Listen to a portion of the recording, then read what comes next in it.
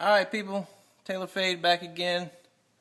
We are going to test the Flatline audio FL2. I know it's upside down. New company from Louisiana, Flatline Audio. This is their 3K, the FL2. And we're going to beat the crap out of this Cadence again since it's already wired up. On caps, here we have all our meters showing 14.8 volts. The oscope sitting here. And you guys are going to have to help me watch the meters. Here we go.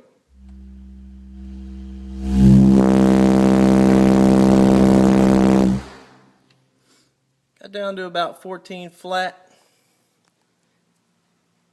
52.3 on the meter. Not too bad from a single 10 and a 3K.